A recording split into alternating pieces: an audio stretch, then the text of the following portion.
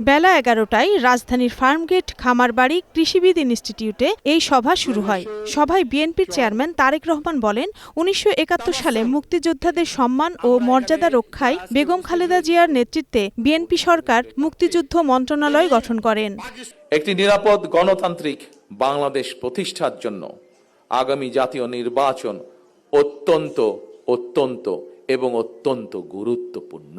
নির্বাচনে জনগণের ভোটে বিএনপি সরকার গঠন করতে পারলে এই মন্ত্রণালয় থেকে জুলাই গণঅভ্যুত্থানে শহীদ ও আহতদের উন্নত চিকিৎসা এবং পুনর্বাসনের জন্য আলাদা বিভাগ গঠন করে ব্যবস্থা করা হবে বলে আশ্বাস দেন তারেক রহমান।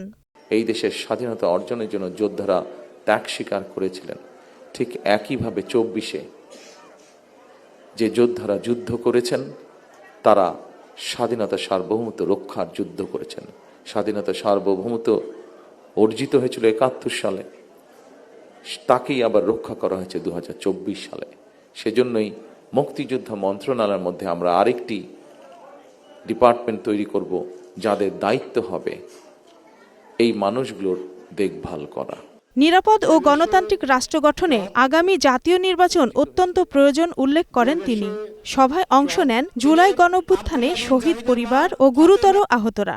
শোক সমাবেশ আর রত্না জামান, গ্রিন নিউজ, ঢাকা।